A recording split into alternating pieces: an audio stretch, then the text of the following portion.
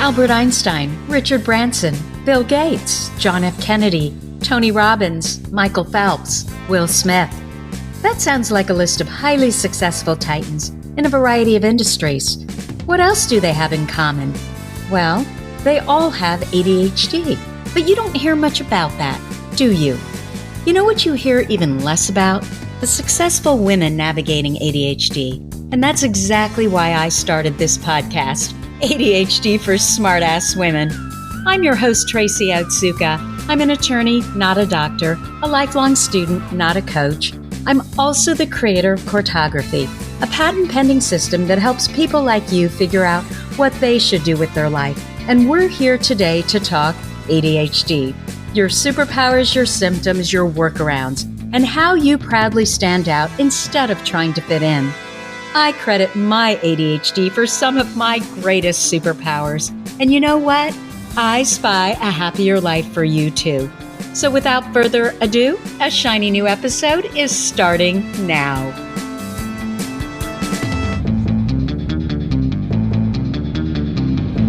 Hello, I am Tracy Otsuka, and I wanted to welcome you to episode 62 of ADHD for Smartass Women.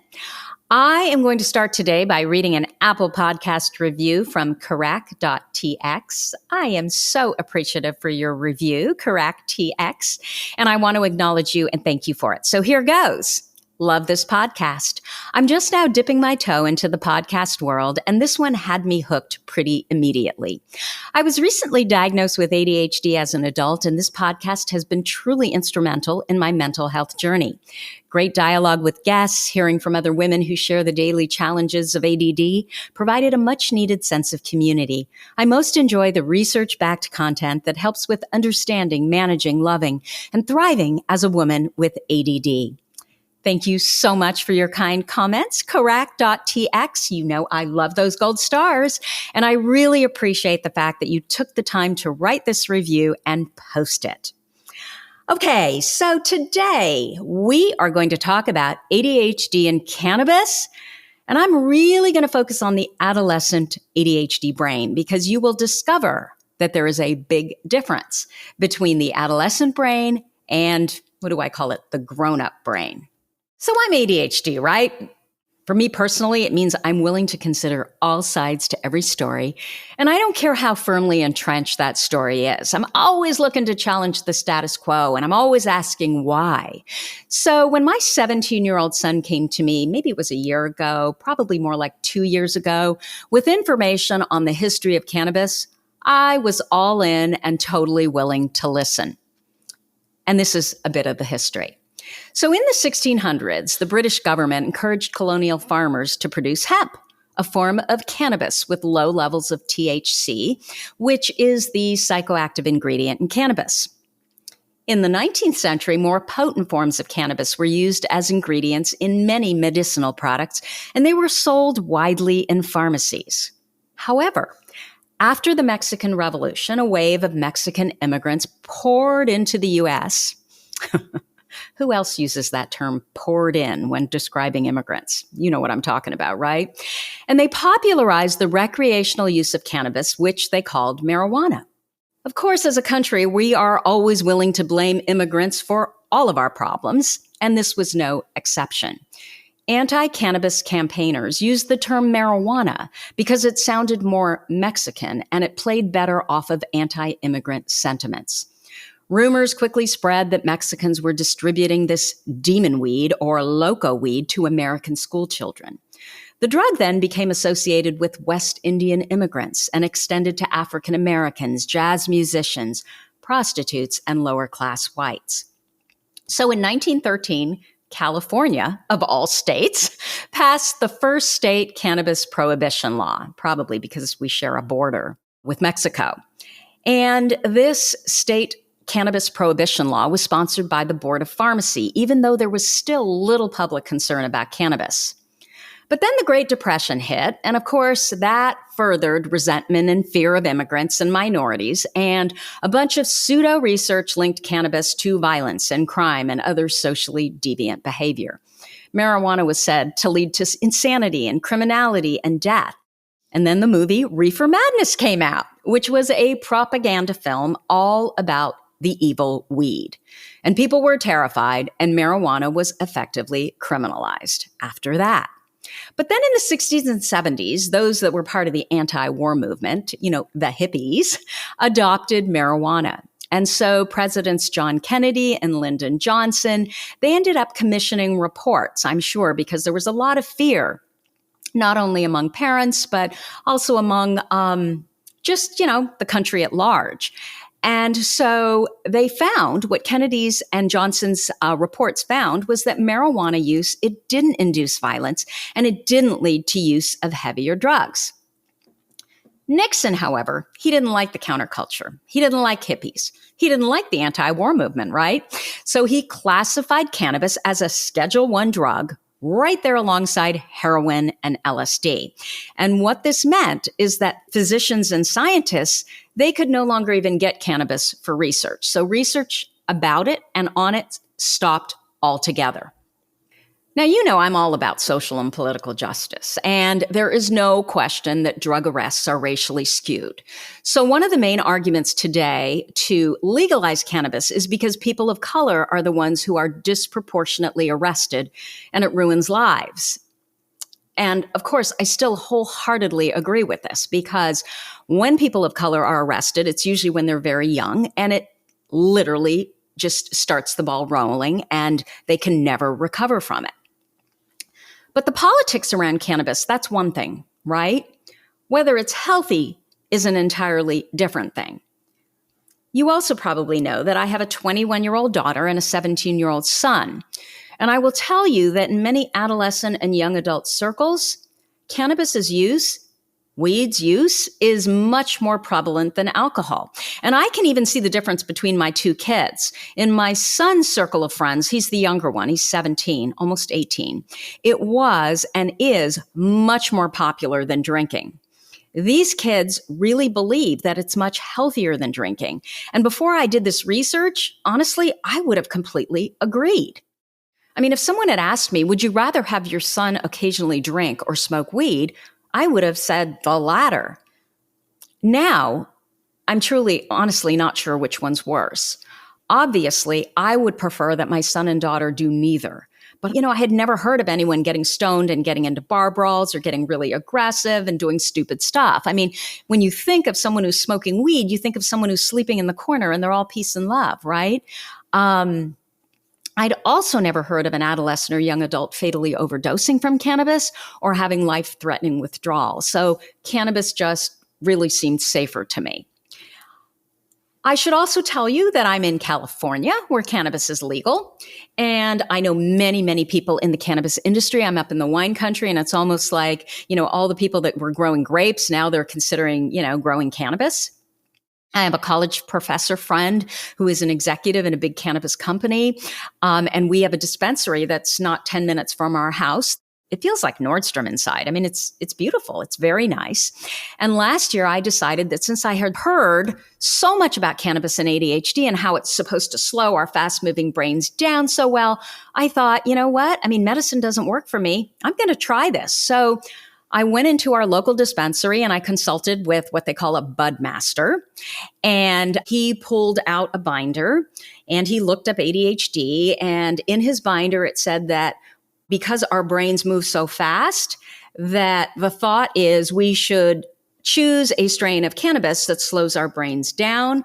But their research has in fact showed that we should do the opposite and we should choose a strain of cannabis that speeds our brain up, which I thought was really interesting. So based on his recommendations, I bought all kinds of cannabis concoctions. I bought a vape pen. I bought mints. I think I bought some candy. I bought a bunch of stuff, and it was super expensive. Again, ADHD medication, it doesn't work for me. It just creates anxiety. I get grumpy. I get irritable. So I was somewhat hopeful that, maybe this would work for me.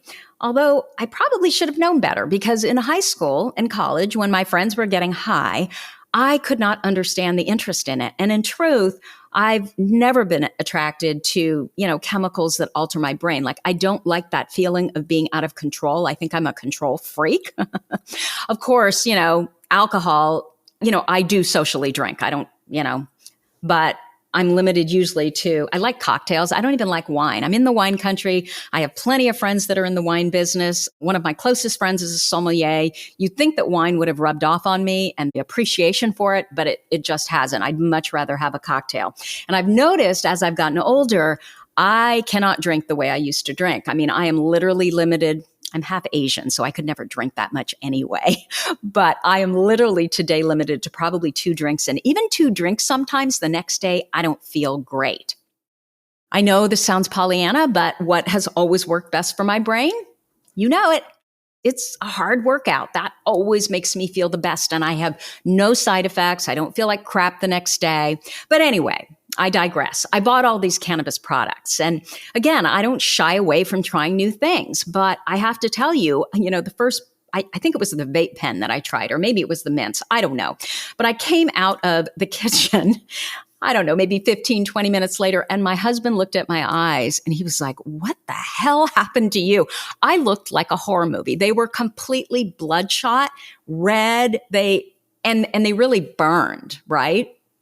I felt tired and a little bit loopy, not bad, but really the worst side effect or symptom were those bloodshot eyes. I was like, I could never do this unless I was in my home. Like I could never go anywhere, right?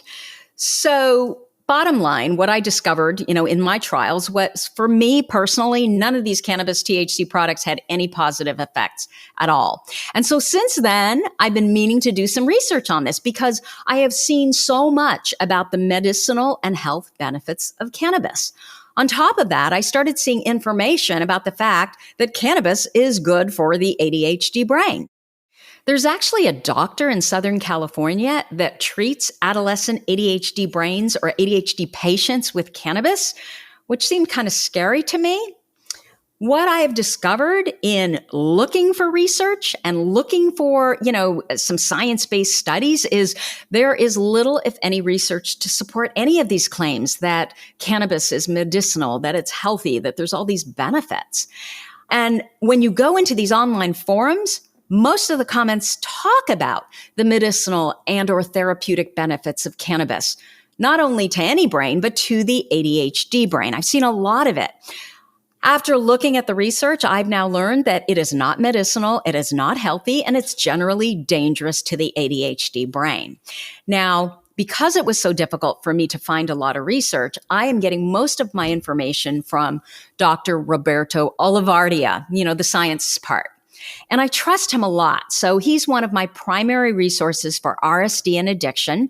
He's a clinical instructor of psychology at Harvard Medical School, and he has a private psychotherapy practice in Lexington, Massachusetts, where he specializes in ADHD, body dysmorphic disorder, eating disorders, and OCD. He is also on the scientific advisory board for Adhd magazine, as well as the professional advisory board for ADA, Attention Deficit Disorder Association, CHAD, Children and Adults with ADHD. That's what CHAD stands for. So there are 2 active compounds that make up cannabis. THC, which is delta-9 tetrahydrocannabinol. I said it. And CBD or cannabidiol. Cannabidiol. I said it. Okay, I think that's right. And the THC is the part that makes you high. The cannabidiol is what we call CBD. And this is about the science of cannabis and ADHD, but I'm not talking about CBD. You should also know that there's no research that links CBD oil to ADHD symptom relief. That doesn't mean that it might not help you. I've been told by many of you that CBD oil really helps you with your anxiety.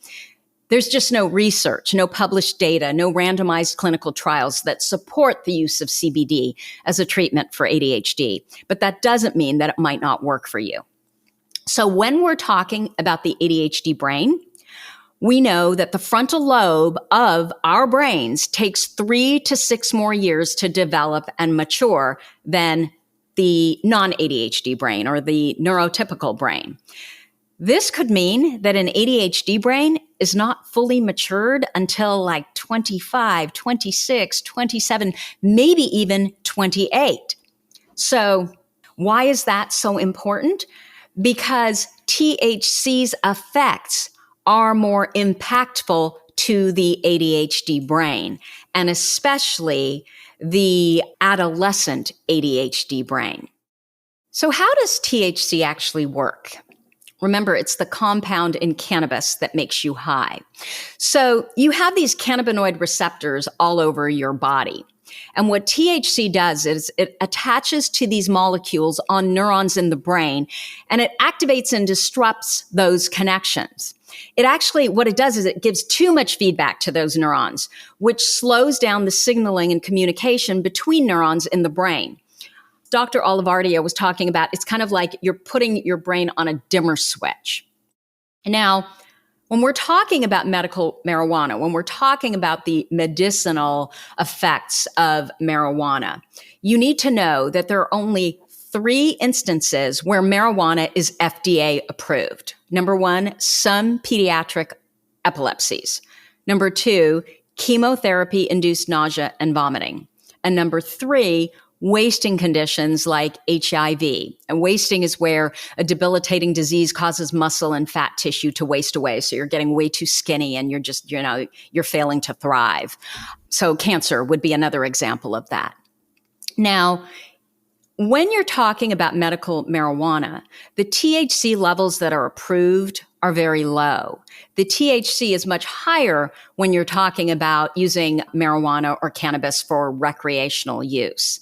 And when there's proper medication monitoring, there are very low rates of addiction to cannabis. And we're going to talk more about that in a second. Again, just because it feels good doesn't mean that it's medicinal. I mean, if I have 2 cocktails, yeah, I feel good, but that doesn't mean that alcohol is actually good for my brain. Now, what experts are most concerned about is cannabis and the adolescent brain. And there's good reason for that. I had no idea of these statistics, but 4.8% of 10th graders and 8% of 12th graders use cannabis every single day. Again, alcohol isn't good for you either, right?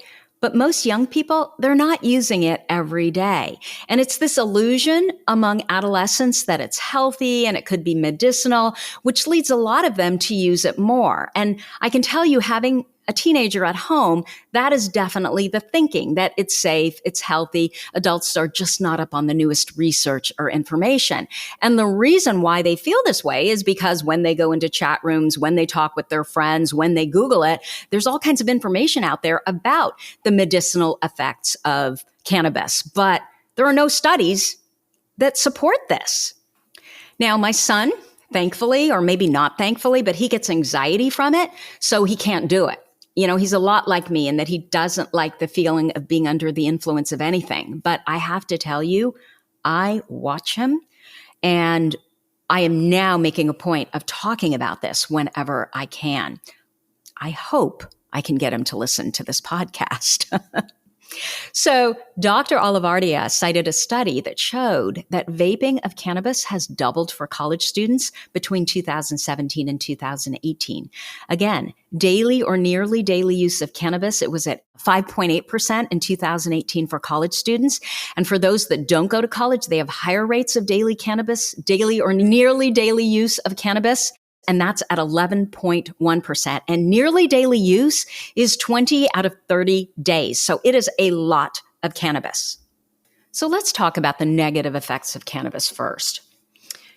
Cannabis hampers motivation, both short and long term.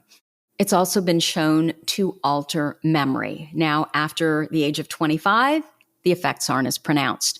It alters the ability to shift attentional focus. It reduces processing and learning. So taking in new information, being able to learn in school. Certainly when you're under the influence, but studies show that even a day or 2 after you've smoked, which I didn't know that either. It impairs driving because it's still in your system a couple of days later. It affects balance and posture and coordination, reaction times. It affects motor coordination. It increases appetite. Time perceptions become skewed, and it blunts your affect, meaning that, you become emotionless. You're sort of flat and robotic. And I don't know if you know anyone who smokes cannabis daily. They do become like that.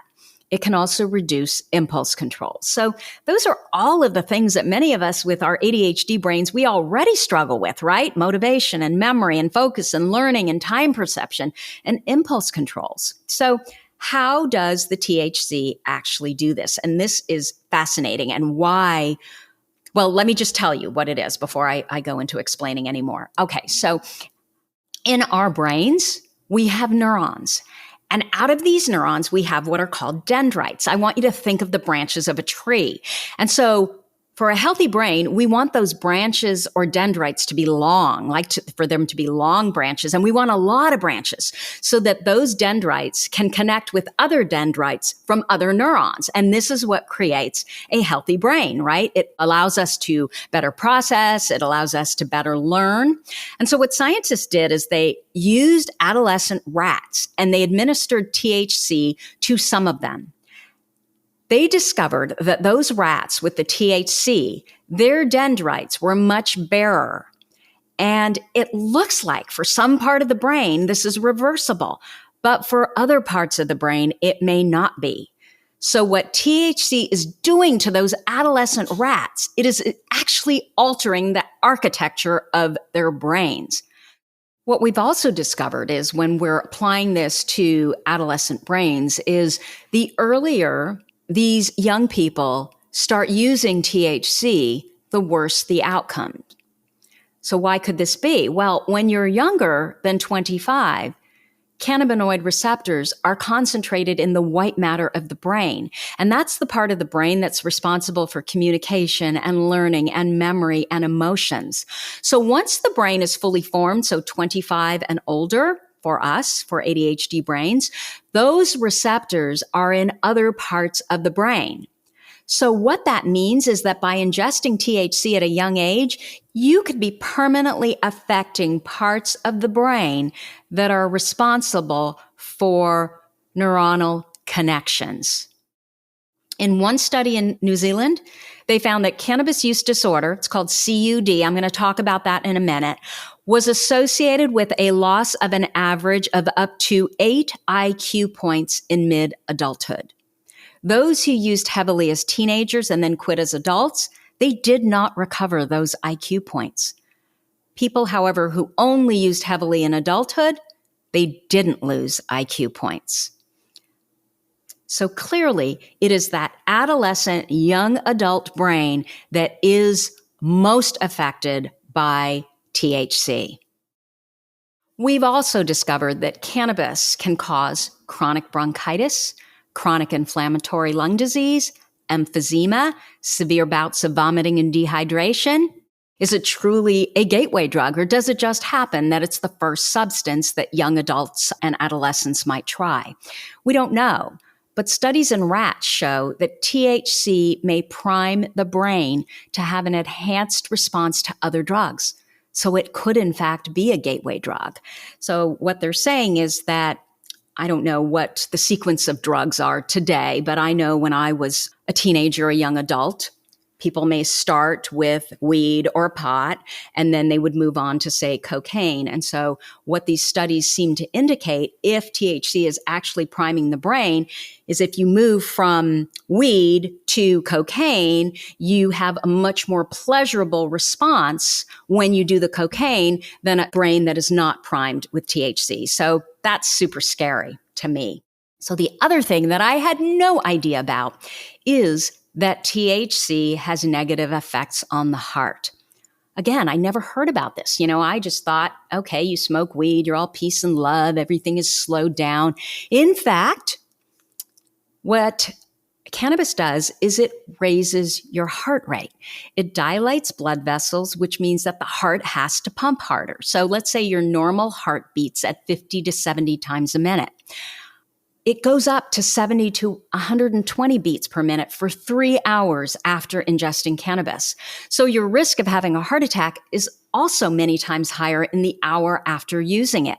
So if you have a pre-existing cardiovascular issue, and I'm assuming, if you're an adolescent, you probably don't even know you would have that, this is a major risk. So what else did I learn? Cannabis can lead to mental health disorders, and it can exacerbate existing mental health problems. I think that people who suffer from anxiety and depression, a lot of the comorbid conditions, maybe OCD, the things that those of us with ADHD may struggle with as well. We may feel better when we smoke. We're more relaxed. We're more calm in the short term. But long-term studies show something really different. The use of cannabis, of course, it could be an attempt at self-medicating those comorbid aspects of ADHD that I was just talking about. But the studies show that the use of cannabis contributes to and it exacerbates these existing mental health issues, things like paranoia and panic and depression. There's actually a correlation between an increased cannabis consumption and a higher suicide rate. Now, for those of us with ADHD, it can be an even bigger problem because it can also develop into a cannabis use disorder. And that is where you're taking more and more cannabis because you develop a tolerance and then suddenly you find that you're addicted. It affects work, it affects school, it affects social relationships. You can end up getting yourself into these dangerous situations in order to buy the cannabis that you ordinarily would have never gotten yourself into. And then one of the things that I consistently heard and read is that you cannot get addicted to cannabis. And that is not true. I think my son was the one who was telling me this at one point. 9% of adults are addicted. 18% of adolescents are addicted. That is almost 20% of adolescents. 30% of those who use cannabis are thought to have some symptoms of cannabis use disorder. And if you're under 18, you are 4 to 7 times more likely to develop a cannabis use disorder than an adult. So how does all this affect the ADHD brain? Well, we know that we don't make enough dopamine, right? We don't make enough norepinephrine. Well, THC actually increases dopamine release, which is why our brains would like it. But over the long term, our ability to naturally produce these good chemicals in our own bodies without cannabis is blunted. So what we end up doing is chasing dopamine. We are constantly kind of upping the ante, taking more, and maybe moving on to other drugs to get that dopamine high, that feel-good feeling. I'm going to say it another way. The more you put a substance like THC in your body, the less your brain is going to produce what it needs to produce naturally to regulate your mood. And so your body, your brain, you start to feel like you need the substance, the drug to produce those good neurochemicals, which is really scary for those of us with ADHD because we already know that we don't make enough of them naturally, specifically dopamine. So we need more THC to feel as good as we did last time, and our own bodies produce less because we're relying on the THC.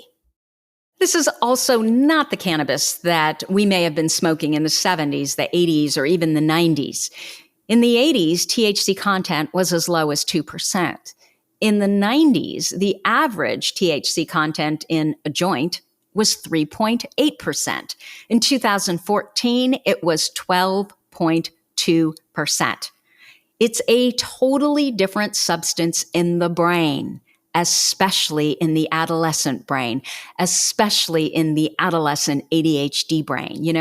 Dr. Olivardia was talking about these cannabis conventions, and the goal was to make the highest THC wax that you can make. I don't know if the wax is what's in the dab pen or it's called a dab pen, but you probably heard that term floating around. But anyway, this wax that they were making, that they would be having these competitions about, they were 80 to 90% THC. Probably the scariest thing about all of this, though, is the link between cannabis and psychosis, which is what I would like to talk about next. So the first question is, what comes first, the chicken or the egg, right? Does cannabis cause psychosis? Or is it that those who are prone to psychosis, like those who have schizophrenia, are they more likely to gravitate towards cannabis at a younger age because they're self-medicating these symptoms that are starting to come out? They may not yet have a schizophrenia diagnosis, but they are experiencing symptoms. And the studies, they don't make this clear. But what we do know for sure is that cannabis users, the more they smoke, the higher they are at a risk for psychosis. So if you have a family history of psychotic disorders and you are a heavy cannabis user, you have a much larger risk of not only developing a psychotic disorder, but developing it at a much younger age. Smoking cannabis daily increases the chances of psychosis by nearly 5 times compared to people who have never used cannabis. And the amount of cannabis that you're using, the potency of the cannabis, the age where you first start using it, and your family history or genetic vulnerability, they can all influence your chances of developing psychosis. And so again, Olivardia was talking about how he's seen cannabis-induced psychosis from high THC edibles especially. And he was saying that he had a patient who was 16 and he took an edible that probably had 70 to 80% THC. And for 2 weeks, he had all the signs of schizophrenia. He was talking to himself. He was seeing things. He was hallucinating. It was truly frightening. And so Olivardia was talking to doctors at hospitals about, this condition, about this psychosis that's induced by cannabis. And what he was told was that they see it all the time. Now, in his patient's case, the 16-year-old boy, the symptoms, thank God they subsided. But when you really think about what can this do to your brain? And I want to tell you, my daughter, the 21-year-old, she has seen this happen in at least 3 of her friends where it was months of really, really struggling because psychosis was the result of their high cannabis use. I spoke to a woman whose son's symptoms did not subside for a year. So he had cannabis-induced psychosis for a year. For a year, he had all the symptoms of schizophrenia. What I also want to say is not everyone who smokes cannabis is at a risk for psychosis, but there definitely is a subset of people who carry a specific gene variant that affects dopamine that are at a greater risk of developing psychosis, especially if they use cannabis in adolescence. And what we also know is that people with ADHD are often carrying this genetic variant with dopamine signaling issues. So it may be that people with ADHD who develop a cannabis use disorder in adolescence are in fact at a higher risk of psychosis. Now, this hasn't been studied yet. This is something that Dr. Olivardia was talking about. But as you can see, it's troubling. And if I had a child with ADHD, I would do everything I could to educate them on what cannabis can do to their brain. Now, what has been studied and what does seem clear when we're talking about ADHD is that ADHD is associated with substance abuse. We self-medicate in order to try to feel better. Now, if we use stimulant medication in adolescence, medication for ADHD, if it works for you, there is a 50% less risk of addiction. We also know that those with ADHD, they're more likely to engage in cannabis use, right? We're impulsive.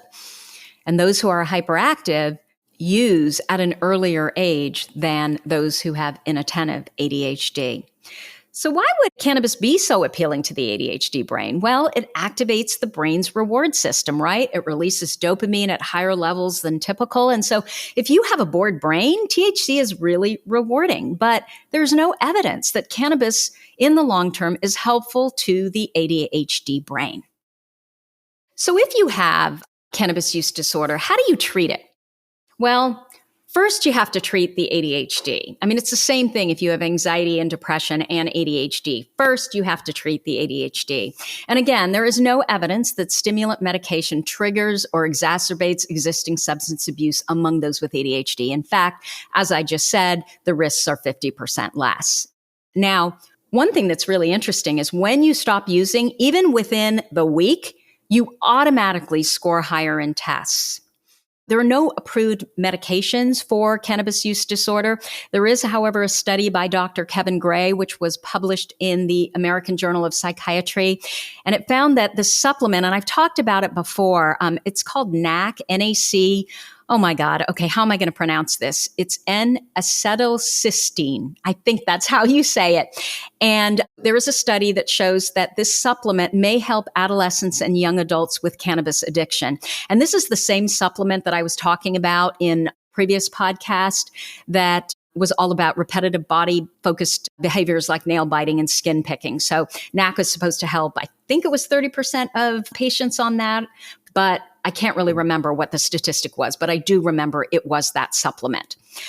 Okay, so first of all, we said you need to treat the underlying conditions, right? Like ADHD, like anxiety, like depression. CBT, cognitive behavioral therapy, has shown to work. DBT has been shown to work. DBT is dialectical behavior treatment. And what you're basically doing is you're just teaching the patient skills of mindfulness. You're teaching them about emotional regulation. You're teaching them how their brain works. I'm also going to list 2 resources as far as for treatment centers. I think bottom line, after learning all of this about cannabis and ADHD, I think even more so, and addiction, it applies to all of it, right? We need to move away from the moralizing when it comes to drugs and alcohol because it just doesn't work. You know, I also did a podcast on addiction, which really taught me so much about why certain brains are even addicted. It is not a character flaw. We need to get away from this. We need to focus on the science and how these substances affect our brains. You know, our kids are smart, and I really believe that if we give them the science, because trust me, they're hearing all about how cannabis is healthy and medicinal from their friends. You know, I think we're going to be much more effective at getting them to stop or at least getting them to reduce their use of it.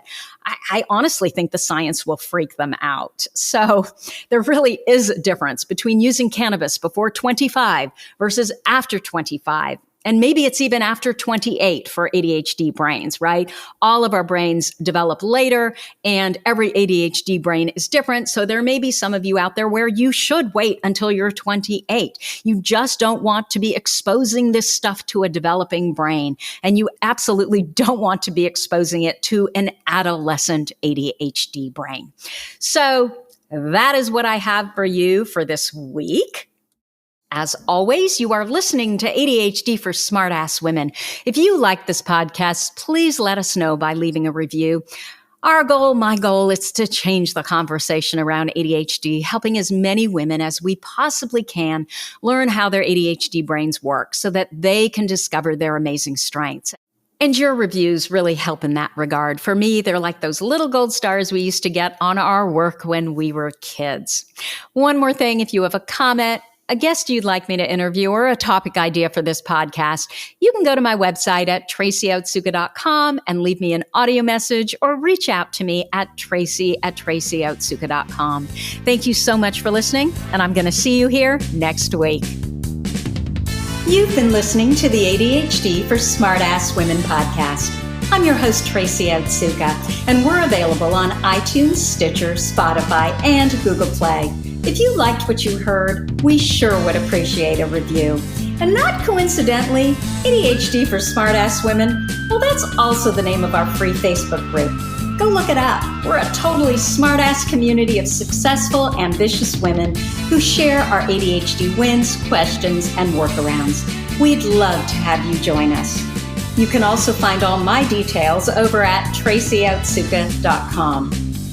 Don't forget, I spy a happier life for us, and I'll see you again next week.